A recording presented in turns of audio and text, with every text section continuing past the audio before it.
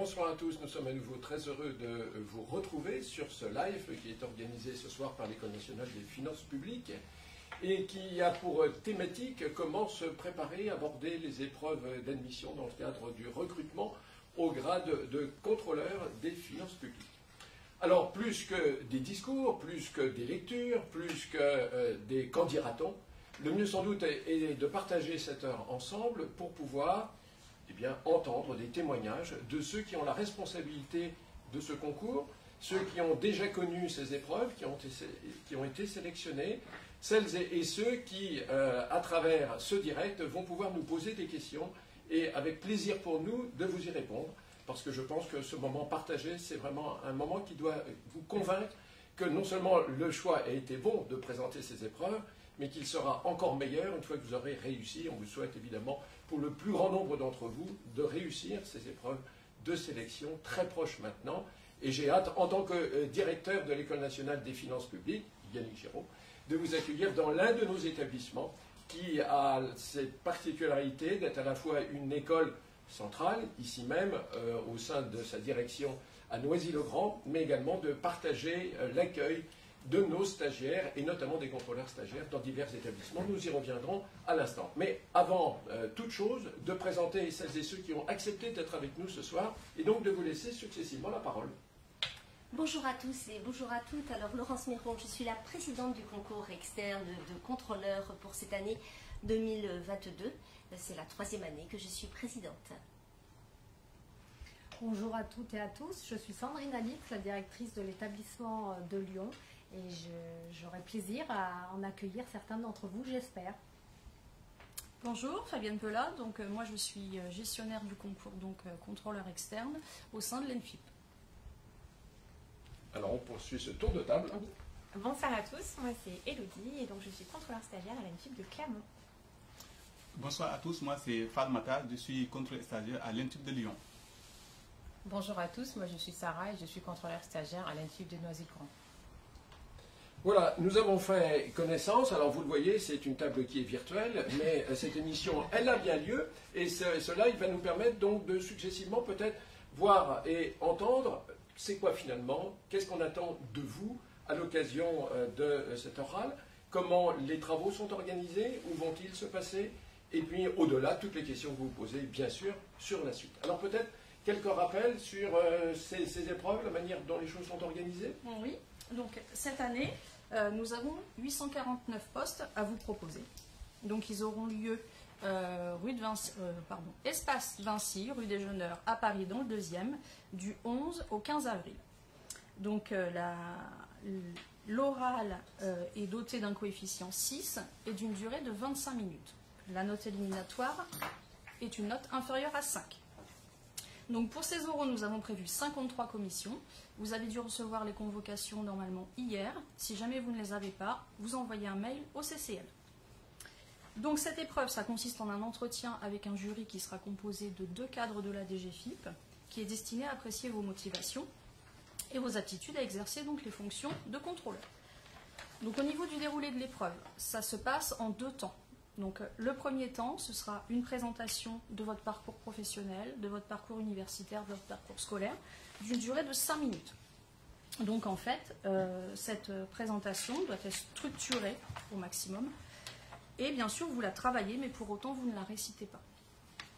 Donc elle va permettre au jury donc, de voir vos qualités, d'apprécier vos qualités, vos compétences et votre motivation à intégrer donc, la DGFIP. Pour cette présentation, vous devez faire preuve de spontanéité et elle doit refléter bien sûr votre personnalité avant tout.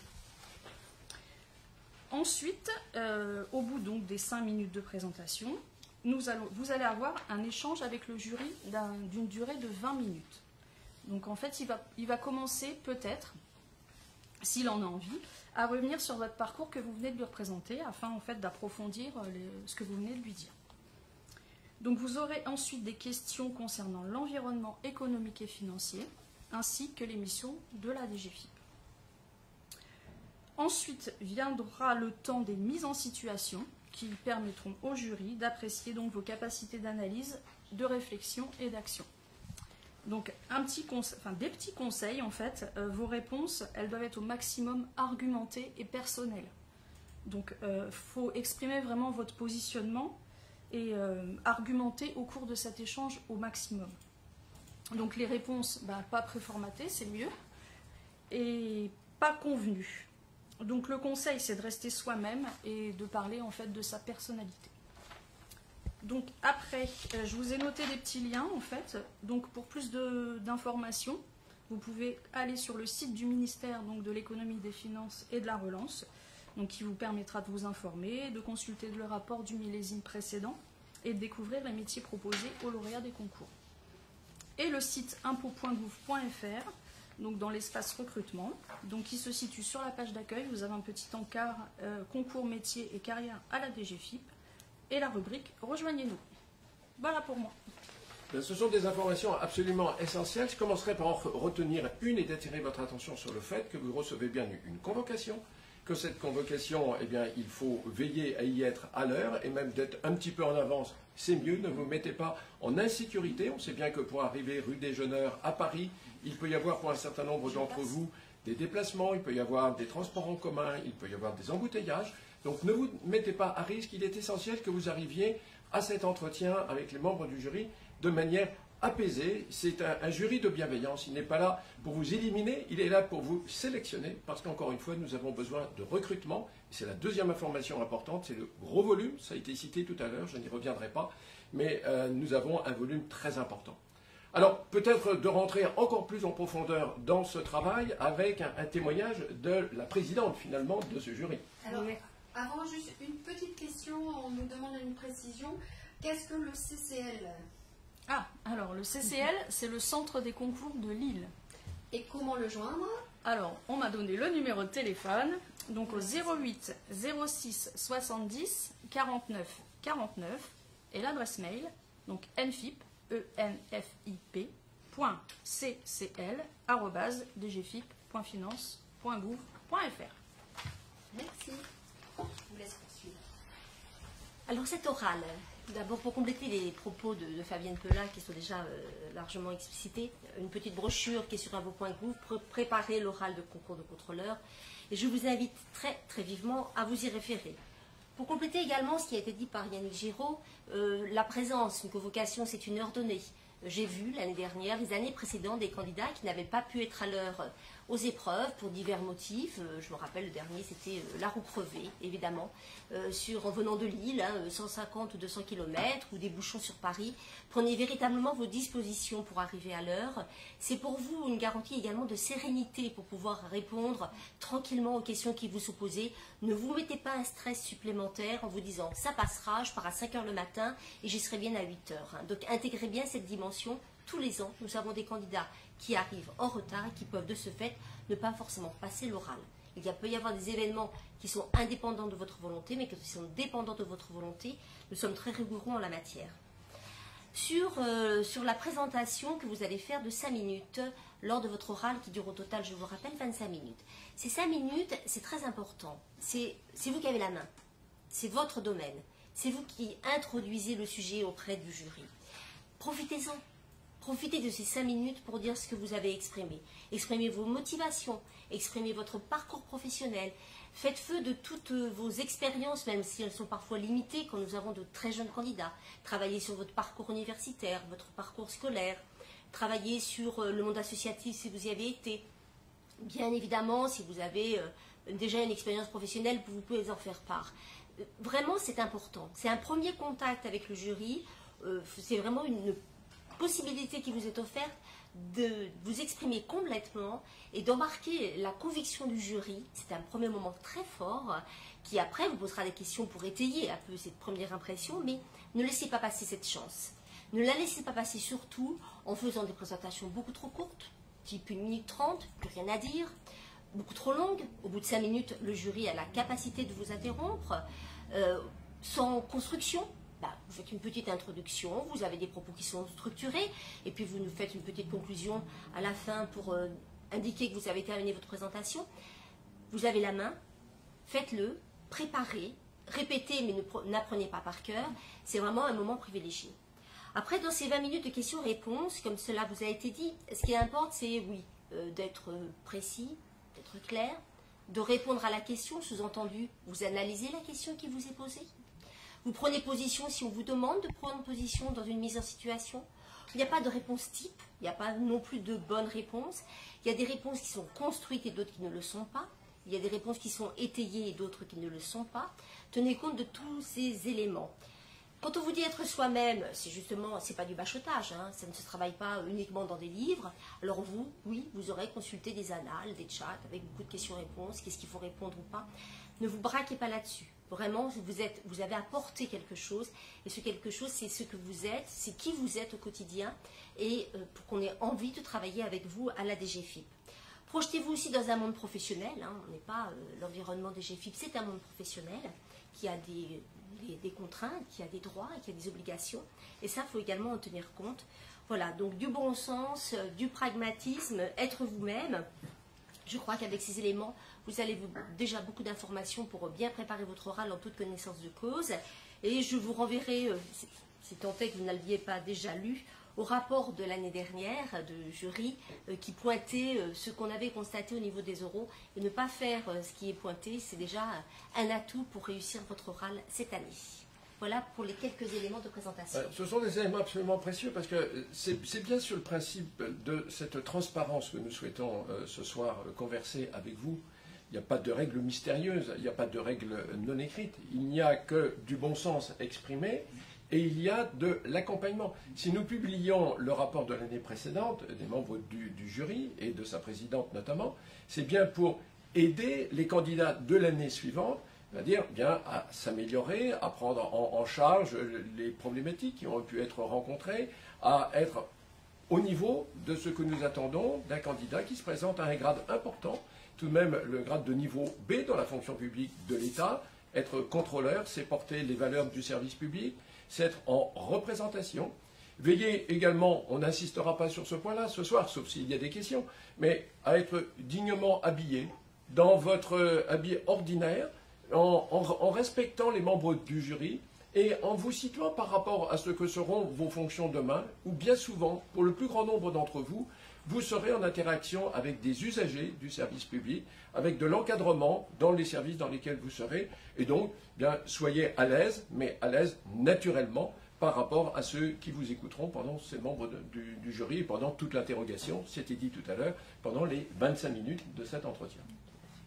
Alors, il y a une petite question sur la tenue vestimentaire. Est-ce que la cravate est obligatoire pour les hommes? Écoutez, moi personnellement, je garde la mienne, mais chacun doit se sentir naturellement. Ben, voilà. Alors, est-ce une affaire de génération? Est-ce une question de représentation? Chacun s'exprime dans le vêtement dans lequel, dès lors qu'il est digne, se sent naturel. N'habitez pas un personnage qui n'est pas le vôtre. Parce que dans ces cas-là, vous devrez lutter un peu psychologiquement contre une autre difficulté, c'est à vous représenter ce que vous n'êtes pas. Et là, je pense que les membres du jury savent le percevoir et ils essayeront d'en savoir un petit peu plus. Alors, nous allons poursuivre. Est-ce qu'il y a... De ce côté-ci, tiens, finalement, puisque nous avons des collègues qui récemment ont connu ces épreuves, qui peuvent d'ailleurs témoigner à la fois de cette expérience plus ou moins récente et de leur première fonction et de la formation. Donc on ouvre un autre volet, car de cette expérience, puisque vous avez réussi ces épreuves, que diriez-vous aujourd'hui à un jeune admissible qui dans quelques jours va passer ces oraux?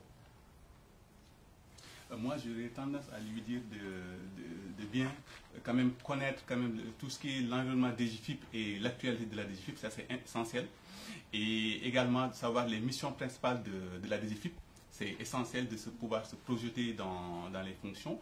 Et également les autres directions au sein du ministère. Donc du coup, ça c'est important.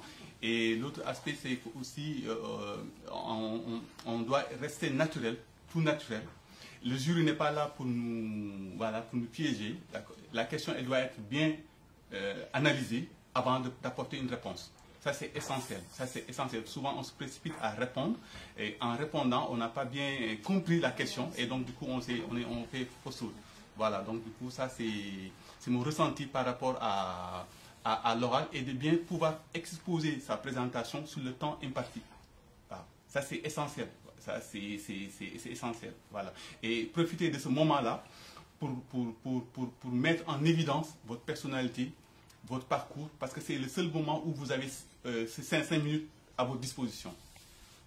Voilà, moi c'est ça que j'avais à dire. Du coup, je rebondis, j'en profite. Il ne faut pas hésiter à éventuellement faire cette présentation à votre famille, à vos amis, pour qu'eux puissent vous donner un retour aussi sur ça, ce qui peut être mis en avant, ce qui peut être peut-être un peu mal formulé.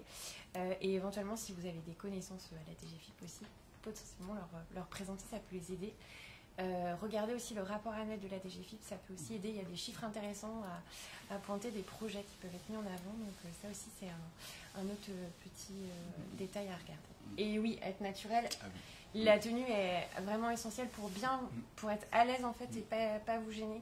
Tout ce qui peut être bijoux pour tout, ça peut gêner. Un bracelet qui tape contre la table, un collier un peu long qui tape aussi, ça peut vite déranger. Enfin, parasiter en tout cas votre présentation. Voilà. Et je voulais rajouter par rapport aussi à la mise en situation, faites toujours ressortir l'aspect de la règle déontologie en fait. Ça c'est essentiel dans les mises en situation, de pouvoir ressortir et de mettre en évidence la règle déontologique. Puisque nous, on est à la DGFiP, donc du coup, on a une règle déontologique plus corsée que la règle déontologique des fonctionnaires de manière générale. Oui, je voulais aussi rebondir, c'est que quand on passe le concours, on passe l'oral, il faut un peu déjà se mettre dans le corps d'une personne qui travaille à la DGFiP.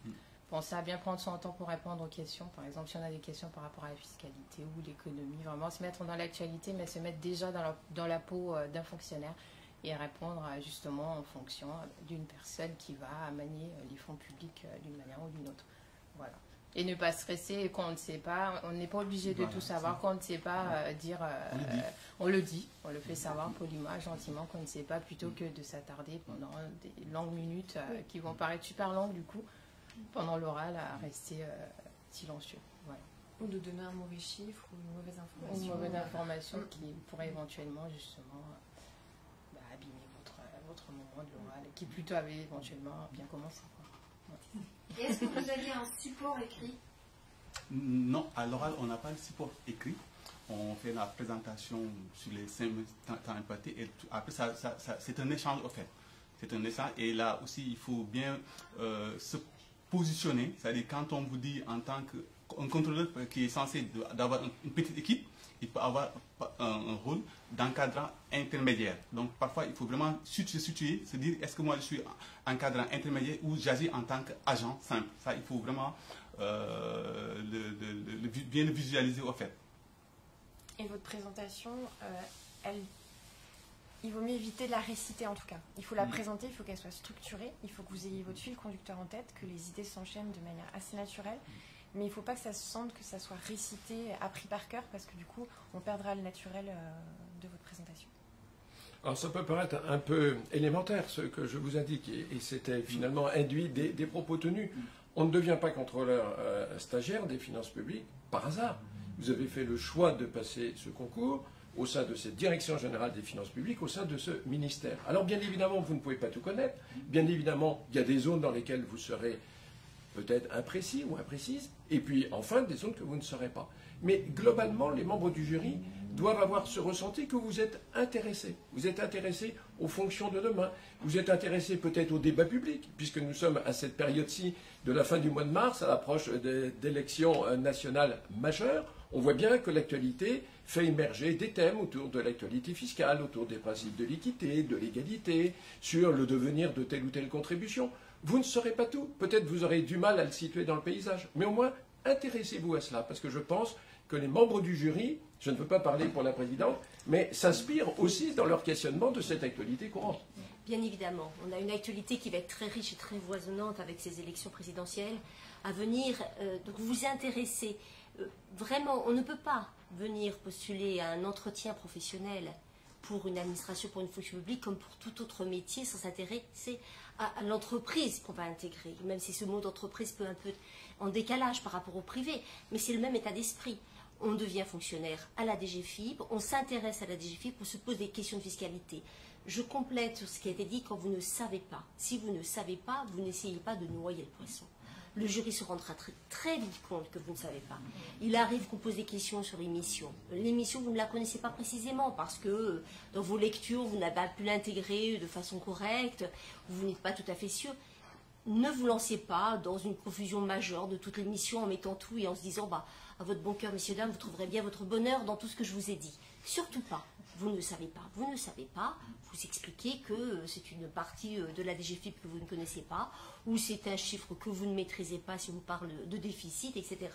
C'est pas un marché de dupes, c'est une relation de confiance qui s'installe entre le jury et le candidat. Cette relation de confiance, cette transparence dont vous devez faire preuve, le jury la ressentira et l'appréciera. Cette honnêteté intellectuelle que vous aurez, bien traduite avec, bien évidemment, un minimum de connaissances qui démontreront allègrement que vous avez travaillé votre oral en acquérant les connaissances nécessaires à cet entretien.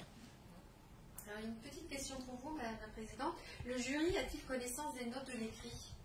Alors, absolument pas. Le jury, en toute équité, va pouvoir juger de votre prestation et y mettre une note, mais n'aura pas connaissance des notes de l'écrit.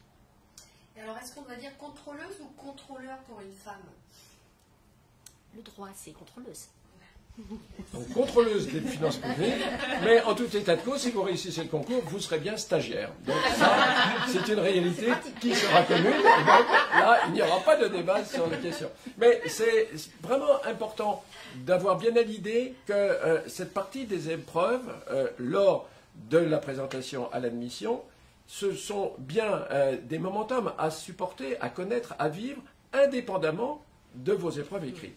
On rencontre trop souvent des candidats qui tirent des plans sur la comète dans l'évaluation que chacun peut faire, se rappelant « je dois avoir une note qui devrait être si ». Ça n'a aucune importance. L'essentiel est de pouvoir sans cesse être centralisé, d'avoir pour un seul objectif, c'est de convaincre, parce que compte tenu de ce que sont les coefficients, entre ce que vous avez fait pour être admissible et ce que vous connaîtrez pour être admis et admise, il est important de bien scinder ces moments ensemble et d'être centré, non pas sur des conjectures très d'évaluation qui risquent de vous faire perdre en fait la séquence, mais rester bien centré sur l'objectif. C'est un moment important. C'est parce que vous allez réussir votre oral lors de cette épreuve d'admission que vous réussirez le concours. Alors, une petite question, est-ce que le port du masque est obligatoire pour passer pour l'épreuve orale? Alors, je vais répondre. Alors, non, il n'est pas obligatoire, mais à l'heure actuelle.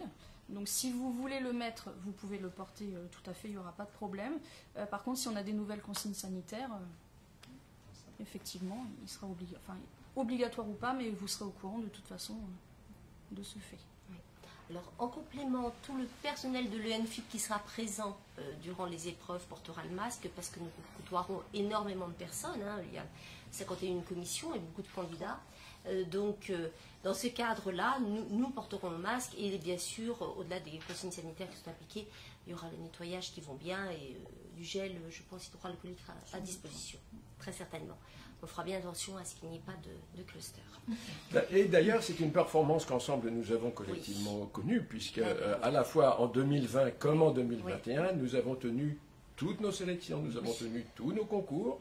Il a fallu les adapter, il a fallu prendre beaucoup de mesures de précaution, mais je pense que c'est une fierté collective et c'est un point de rassurance pour vous toutes et tous ce soir de considérer qu'en vous accueillant présentiellement, nous ne présenterons pas de risque, ni pour vous, ni pour les membres des commissions, mais qu'effectivement, soyez à l'aise par rapport, j'allais dire, à votre tempérament, aux précautions compte tenu de votre personnalité et peut-être des antécédents médicaux. C'est évidemment avec bienveillance que nous supportons cet environnement qui est le nôtre, hélas, depuis mars 2020. Mais à chaque fois, nous sommes extrêmement précautionneux de vous offrir un moment qui soit un moment sécure sur l'aspect sanitaire. Alors peut-être maintenant des questions pour les stagiaires. Sarah, par exemple, peux-tu nous dire comment tu as connu la DGFiP et comment tu es arrivée à la DGFiP? Alors moi je suis arrivée à la DGFiP en 2019 où j'ai eu à travailler en tant que contractuelle. En fait, je venais tout juste de sortir de la fac où j'ai eu un master en finance d'entreprise. J'avais mis mon CV en ligne sur un site internet. Du coup, c'est le responsable du service de la DGFiP des Yvelines qui m'avait contacté. Et là, j'ai travaillé pendant 2 ans en tant que gestionnaire des comptes bancaires des notaires, notamment c'était pour les caisses des dépôts et consignations. On gérait les comptes des notaires, c'était des opérations de gestion courante, des virements, on faisait des virements, de rejet de virements, des encaissements des chèques, de rejet de chèques. Éventuellement, un autre côté qui était un peu sensible, c'était la lutte anti-blanchiment, où on cherchait justement à avoir plus d'informations concernant des virements qu'on jugeait un peu douteux. Et du coup, à partir de là, j'ai côtoyé justement des collègues qui à l'époque qui sont toujours titulaires du coup, qui m'ont incité à passer le concours, ils m'ont aidé à acheter des livres et voilà, j'ai investi et j'ai travaillé. Et voilà, maintenant je suis contrôleuse stagiaire à la DGFiP et voilà. Alors comment on fait pour trouver les offres d'emploi, peut-être monsieur le directeur, les offres d'emploi pour devenir contractuel à la DGFiP aujourd'hui? Alors c'est extrêmement important d'aller sur les sites qui les proposent. Il y a aujourd'hui à travers le site notamment de la Direction Générale de l'administration et de la fonction publique, la DGAFP, il y a des propositions, il y a le site qui permet d'exposer les fiches de poste de contractuels sur place. On a également des évolutions, suivez ces évolutions sur les sites internet, car il pourrait y avoir dans ces mois à venir de nouveaux sites à émerger. Ce qui est important dans le témoignage apporté, c'est que oui, nous sommes bien sur une discussion ce soir autour du concours et des épreuves d'admission, mais vous voyez bien dans ce témoignage qu'il y a une multiplicité de possibilités d'avoir un premier contact avec la Direction Générale des Finances Publiques. Ça peut être un contact d'apprenti, ça peut être un contact de stagiaire, ça peut être un contact d'avoir été tout simplement à l'occasion, peut-être dans une première jeunesse, d'être en stage. Je pense à nos jeunes que nous accueillons à l'occasion des classes de 3e. Eh bien, ils se souviennent, ils ont apprécié. Il y a eu quelque chose qui les a intéressés. Évidemment, le contact humain est sans doute privilégié par rapport à cela, et c'est une chance que de pouvoir venir d'abord comme contractuel, sans doute chez nous, parce que ça permet de voir, d'apprécier, de juger l'environnement de travail dans lequel nous exerçons nos missions, et bien sûr de pouvoir, le moment venu, passer le concours, qui reste tout de même un mode privilégié et grandement principal dans le volume de ce que nous accueillons chaque année dans les écoles et d'une manière générale au sein de la Direction Générale des Finances Publiques. Matar, est-ce que tu peux nous parler de ton parcours? Oui, moi j'ai eu à rencontrer des auditeurs dans mon activité du secteur privé, et c'est là où je les ai côtoyés, et une fois que j'ai connu leur profil, ça m'a intéressé, puisque moi j'ai fait des études en comptabilité finance, et donc du coup je me suis dit je vais peut-être me lancer dessus, et puis pour moi c'est la direction qui pourrait mieux m'accueillir, et donc du coup j'ai fait le concours d'agent, je suis rentré comme agent. Et j'ai été affecté dans un secteur SIP, un service des impôts des particuliers, qui s'occupe du calcul d'impôts et des déclarations, et au niveau de Tarare, pas loin de Lyon. Et dans la foulée, je suis présenté pour le concours de contrôleur. Et actuellement, je suis contrôleur stagiaire à Lyon. Et toujours dans cette même dynamique, je me suis présenté au concours d'inspecteur et j'ai été reçu dans ce même concours-là. Et donc normalement, voilà. Et donc du coup, je suis affecté au centre de contact de Lyon. Ce sera un plateau national, de compétence nationale, qui va recevoir l'ensemble des appels pour un traitement de premier niveau. Et s'il y a les questions se compliquent, on va dispatcher au niveau des départements qui seront intéressés. Voilà, donc du coup, on pourra avoir les questions par téléphone, par Internet ou via la messagerie sécurisée des usagers. Voilà, donc du coup, c'est ça qui a fait que je suis rentré à la DGFiP, et j'ai un ressenti très positif dessus, puisque j'ai été très bien accueilli en secteur en tant qu'agent C, et ça m'a motivé. Et on n'est pas seul au fait à la DGFiP, on n'est pas seul. Et moi, en tant que stagiaire, même avant de faire la formation premier métier, j'ai été encadré, suivi, et ça m'a beaucoup conforté à pouvoir prendre un portefeuille de façon opérationnelle dans ce secteur-là, et de pouvoir assurer un accueil primaire pour les usagers et de répondre au téléphone. Voilà, en gros, mes missions. Alors c'est important parce que même si nous sommes une administration extrêmement nombreuse, un peu plus de 90 000 agents, nous sommes bien une administration humaine, bienveillante. Nous faisons et nous avons une attention toute particulière sur les conditions de vie au travail, sur l'environnement, sur les outils. Toutes nos missions sont évidemment portées par une dématérialisation croissante, par un outil numérique qui va lui-même vers des niveaux de performance qui sont non seulement reconnus par nos agents et par nous autres dans notre quotidien, mais aussi par les usagers qui reconnaissent volontiers, lors d'enquêtes de satisfaction, que la DGFiP est une administration vis-à-vis de laquelle le service rendu est un service de qualité, est un service performant. Donc c'est un élément important pour désigner, pour renforcer peut-être encore votre motivation ce soir. Je pense que vous avez fait le bon choix. Et non seulement vous l'avez fait parce que c'est dit dans le parcours, on peut au fur et à mesure gravir non seulement des échelons, peu importe les termes, mais on peut surtout passer d'autres concours à l'intérieur ou à l'extérieur qui vont vous offrir des perspectives de carrière. Donc rentrer à un niveau, ce n'est pas y rester toute sa vie, c'est le choix de ceux d'entre vous qui, une fois rentrés, préféreraient peut-être une relative stabilité fonctionnelle, peut-être une stabilité géographique, mais également seraient attirés pour disposer de responsabilités différentes, pour avoir une organisation personnelle et familiale qui tienne compte de vos aspirations professionnelles. C'est cet ensemble-là qui conduit à considérer qu'à la DGFiP, nous avons un milieu de travail qui est à la fois bienveillant, attentif, responsable, dans la diversité des missions, évidemment, que nous pouvons conduire. Élodie, est-ce que maintenant tu peux nous présenter ton parcours ? Alors, moi, j'ai un parcours plutôt orienté comptabilité. Donc, j'ai un diplôme de comptabilité de gestion et une maîtrise de comptabilité de gestion. J'ai pu avoir connaissance de la DGFiP par un ancien collègue qui aussi était en master avec moi, qui a commencé à préparer les concours et qui m'a donc parlé de la DGFiP, de ses missions, de la diversité des métiers surtout. Et donc, la même année, j'ai passé le concours C et le B. Que j'ai obtenu, parce que du coup au niveau des dates, ce qui est bien, c'est qu'en fait le C, les oraux sont avant le B, les écrits également, donc ça fait une sorte d'entraînement pour le B, et c'est vraiment très formateur, d'autant plus qu'on va un peu en service avant en tant qu'agent C, ce qui nous permet d'avoir une première approche et ce qui facilite énormément la formation après en tant que stagiaire à l'ENFIP. Voilà. Alors avant de donner la parole à la directrice de l'établissement de Lyon qu'on a la chance d'avoir avec nous ce soir, est-ce que tu peux nous expliquer qu'est-ce que tu faisais en tant qu'agent ? Alors en tant qu'agent, du coup sur les 3 mois où j'ai pu être en service, j'étais dans une trésorerie mixte. Donc en fait les trésoreries mixtes, ça va s'occuper des comptes des communes, des communautés de communes, que ça soit au niveau des dépenses ou des recettes. Et donc mixte parce qu'on s'occupait et du côté justement communal, mais aussi on avait une partie, ce qu'on appelle CIP, donc au niveau des impôts des particuliers. Donc là, il faisait majoritairement du recouvrement. Donc il faisait des relances pour les personnes qui n'avaient pas payé leurs impôts. Voilà.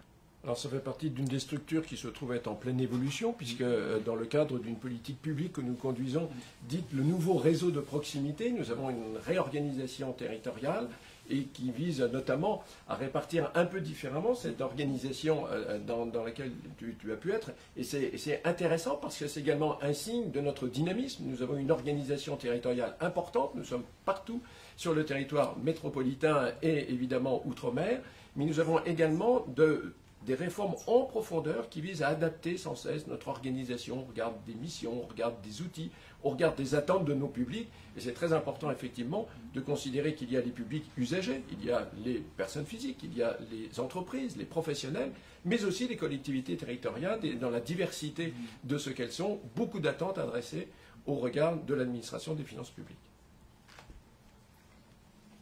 Alors, on vous laisse la parole peut-être pour nous expliquer un peu comment se passe la formation une fois qu'on a la chance d'être lauréat du concours. Voilà, alors on va se projeter. Vous êtes tous lauréats et vous avez eu tous le concours. Bienvenue donc à l'École nationale des finances publiques.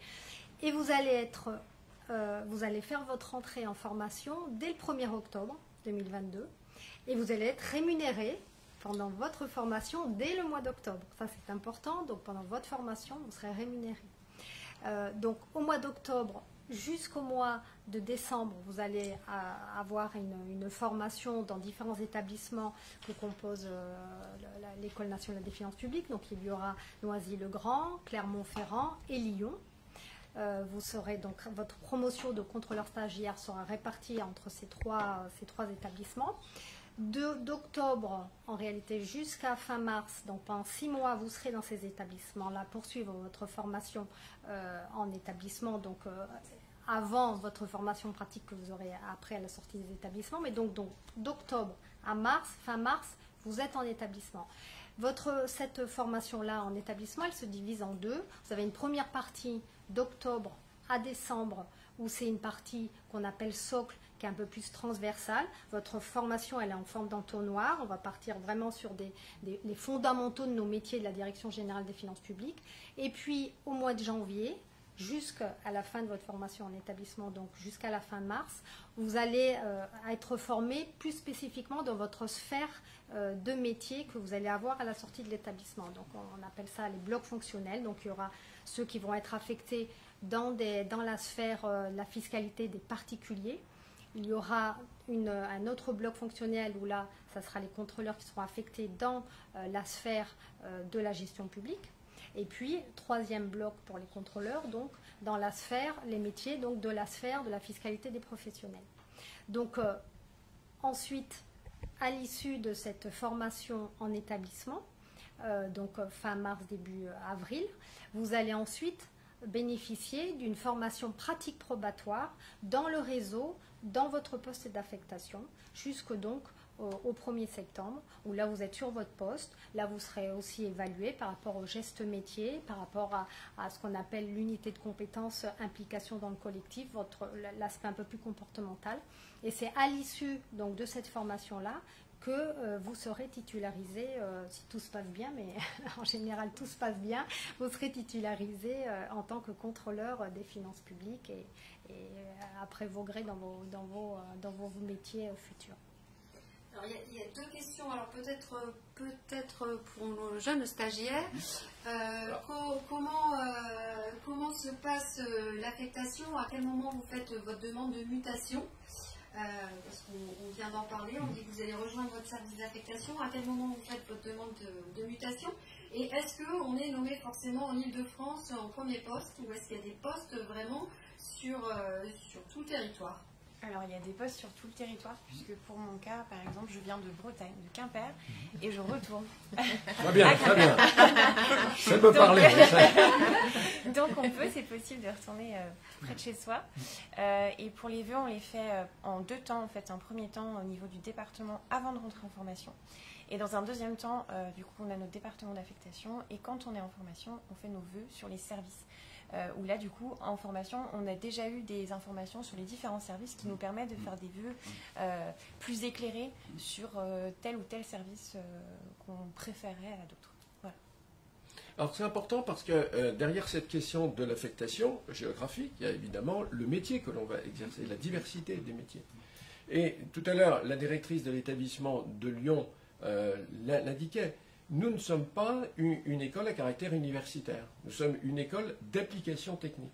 Alors, il est normal que nous ayons une approche d'abord sur les grands fondamentaux, parce qu'il faut s'assurer dans la diversité des parcours antérieurs, des personnes qui sont ainsi admises, que nous ayons un socle commun de connaissances, de compétences qui nous permettent ensuite d'upgrader ce parcours de formation pour aller vers les métiers techniques. Mais ces métiers techniques ne seront pas indifféremment exercé par vous tous, puisque vous connaîtrez votre affectation et vous connaîtrez notamment le secteur professionnel dans lequel vous serez. Donc il est très intéressant de pouvoir considérer que dans l'École nationale des finances publiques, vous allez à la fois avoir un parcours relativement court, d'ailleurs, d'environ 2 mois, sur ce socle de connaissances, et ensuite, tout aussitôt, eh bien, au sein même de ce même établissement, disposer d'un enseignement pratique, technique, vous permettant de découvrir les procédures, les outils, l'environnement dans lequel vous exercerez.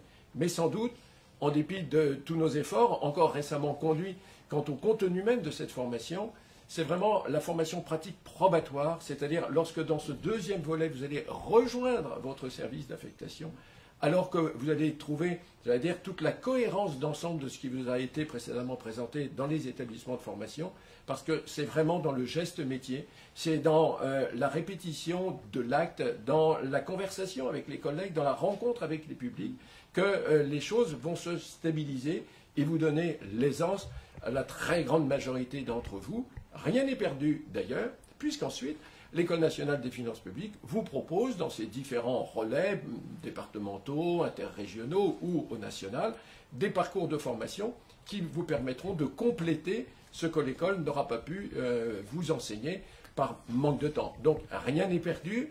Cette formation, de toute façon, ce n'est pas une formation définitive. On n'est pas un jour contrôleur des finances publiques et ensuite plus de formation. Car on le sait tous, la législation évolue, les outils évoluent, les processus, les organisations. Donc, à chaque étape de ces modifications, des parcours de formation ou des formations vous seront proposés. Donc là encore, cela participe à l'accompagnement et à la bienveillance du cadre de travail, de façon à ce que chacun puisse être à l'aise dans l'exercice de ses fonctions. Alors, pour revenir sur la mobilité, et je félicite, venant de Quimper, repartir à Quimper, c'est un très bel exemple, mais c'est un exemple. Donc préparez-vous quand même également à cette problématique de la mobilité. C'est un concours d'affectation nationale. Donc vous pouvez effectivement être affecté sur un département, une direction que vous ne connaissez pas ou que vous n'avez pas souhaité initialement.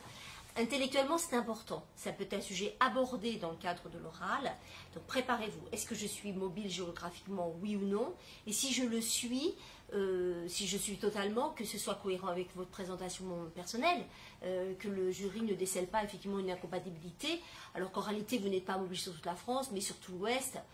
Prenez même en Bretagne, ce qui était un très belle région, bien évidemment.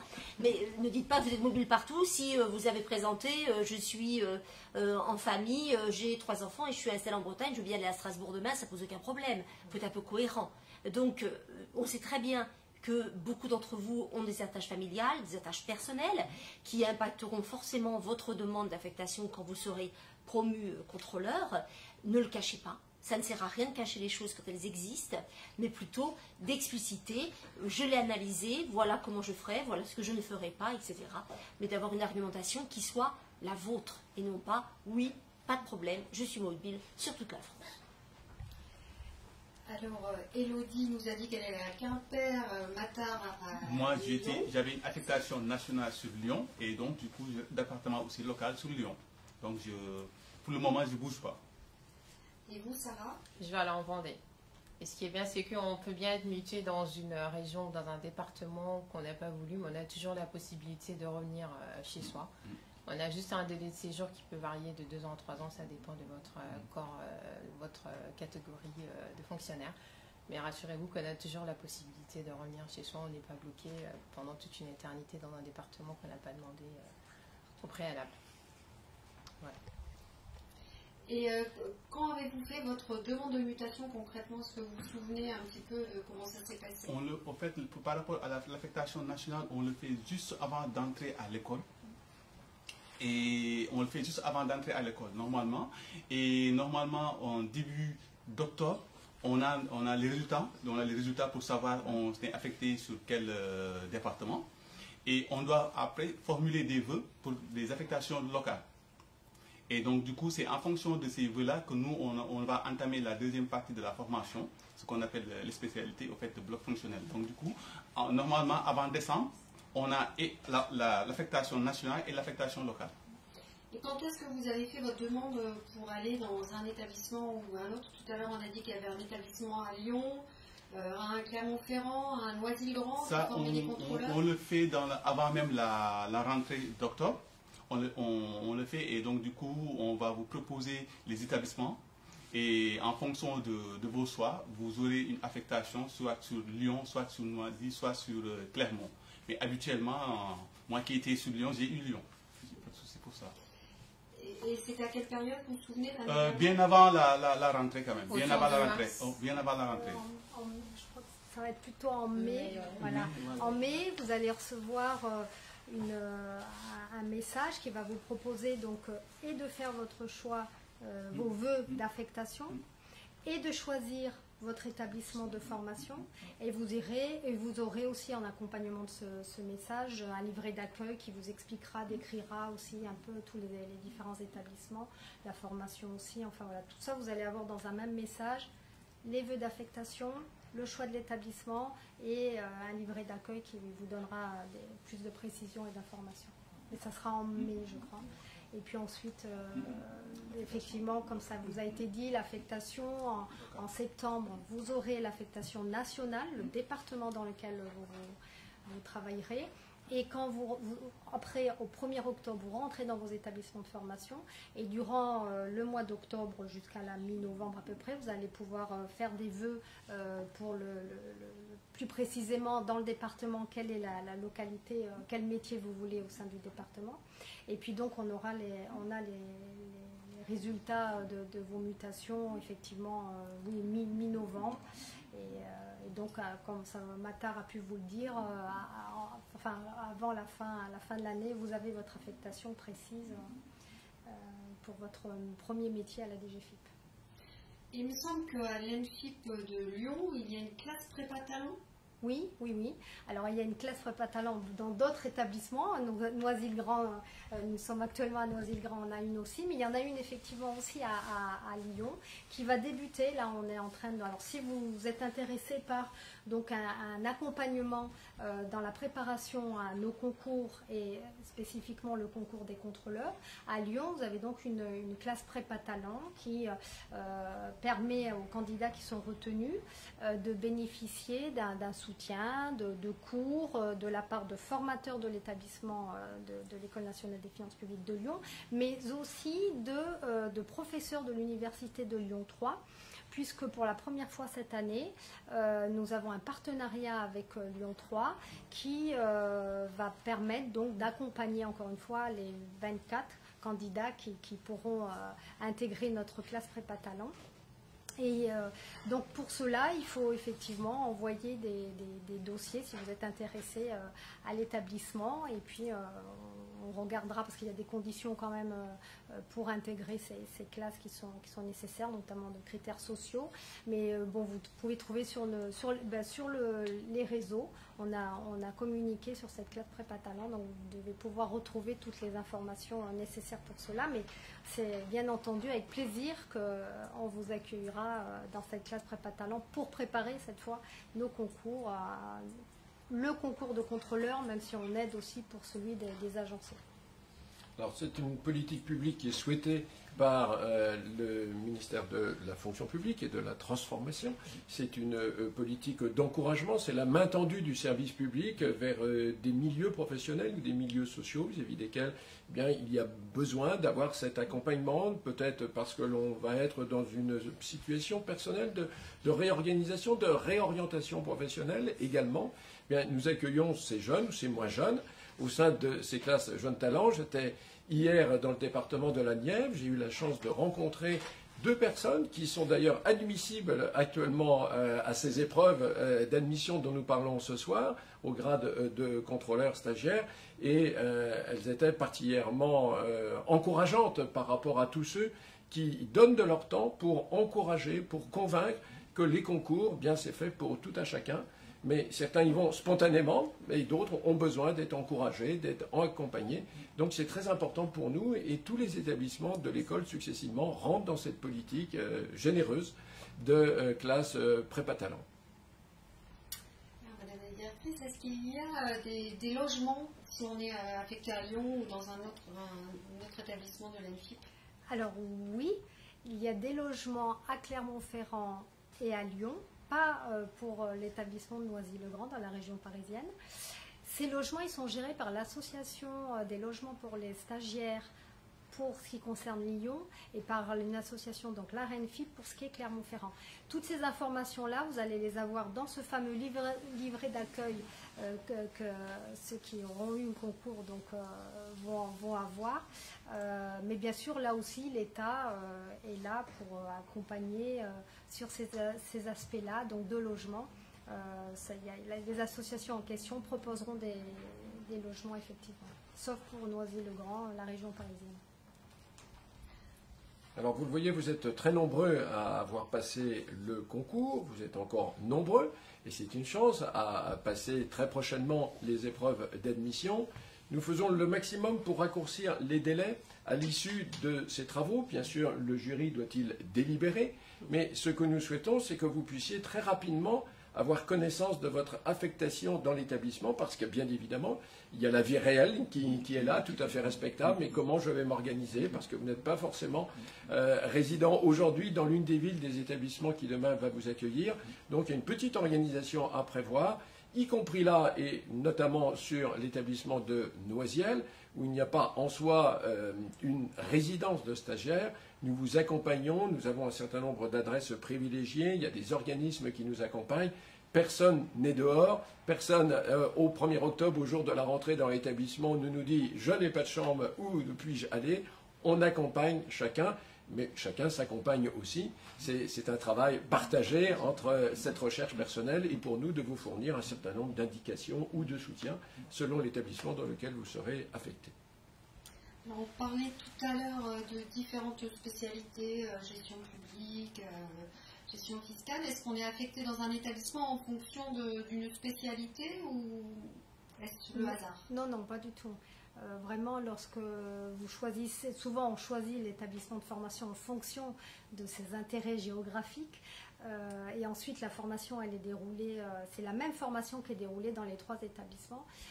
Il n'y a pas du tout de formation spécifique à une affectation ou à un établissement spécialisé par rapport à certains métiers. Non, non, les 3 établissements cités font la même formation et de toute façon, votre spécialité, enfin votre futur métier, vous le connaissez une fois que vous êtes arrivé dans l'établissement. Donc, puisque vous allez connaître ça courant novembre, donc vous serez déjà au sein de vos établissements de formation. Alors vous savez, il y a un livre célèbre d'il y a quelques années maintenant qui portait pour titre « Le hasard ou la nécessité ».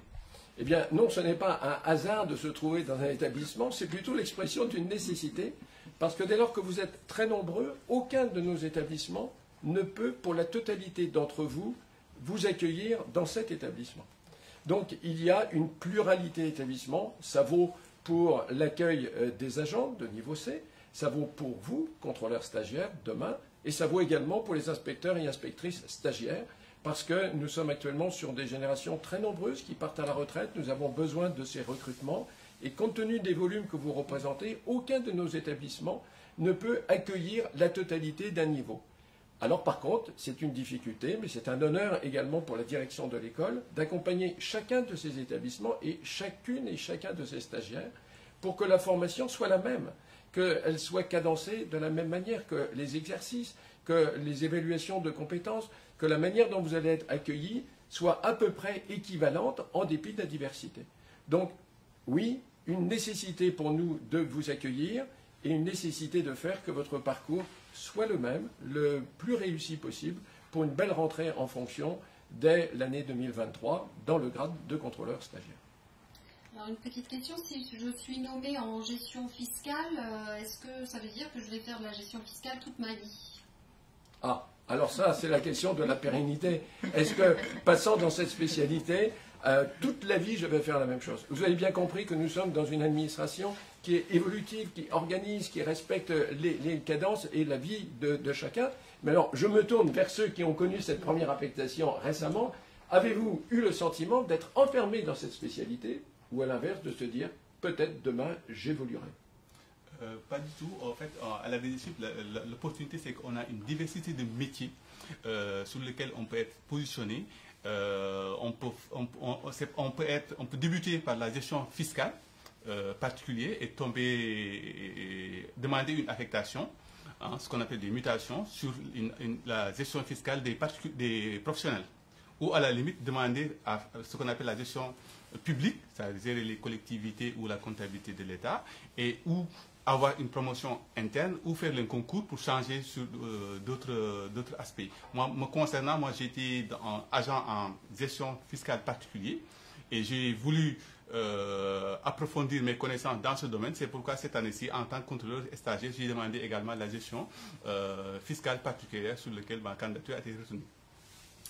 Alors, et toi, Elodie, tu étais avant en gestion des particuliers, tu vas rejoindre quel poste en septembre? Là, du coup, je suis dans un service de publicité foncière et d'enregistrement. Donc, ça n'a rien à voir, mais on est très bien formés. Enfin, en fait, à chaque moment où vous allez potentiellement changer de soit de fiscalité des particuliers ou des professionnels, vous allez être formés, en fait. Donc, vous allez être accompagnés. Y compris par vos collègues, mais aussi dans chaque établissement. Donc ça, c'est une richesse qu'on a à la DGFiP qui n'est pas négligeable du tout. Et c'est quoi le service dans lequel tu vas travailler? Tu peux nous en dire plus? Alors, le service de la publicité foncière et d'enregistrement, c'est un service qui va s'occuper de traiter et de publier les actes des notaires, donc tout ce qui peut être vente, donation, voilà, au quotidien.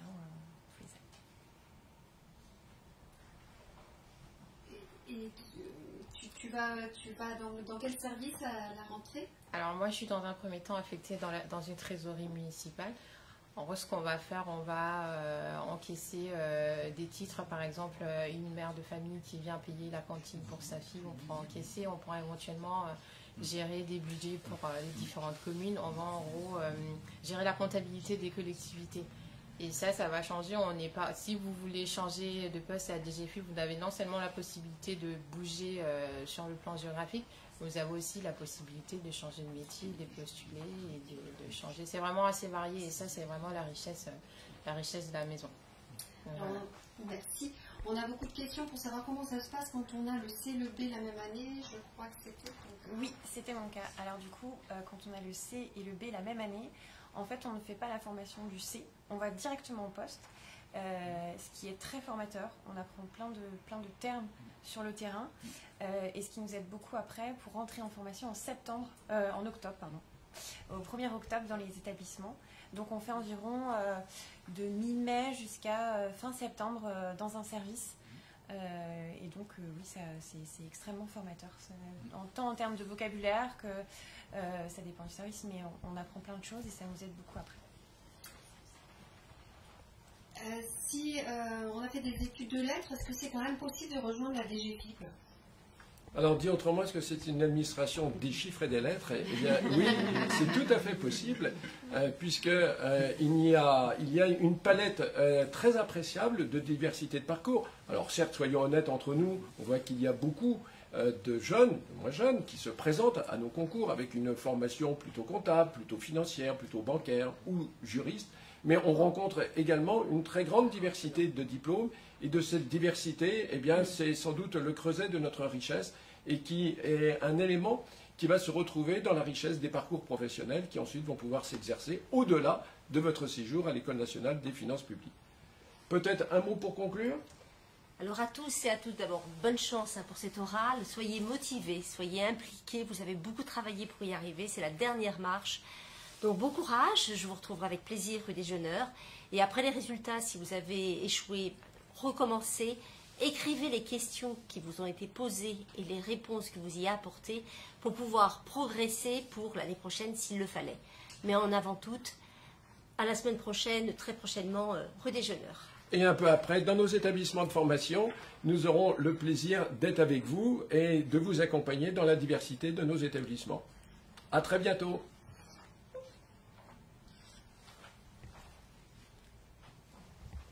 Et n'oubliez pas de vous abonner sur notre chaîne YouTube ANFIP.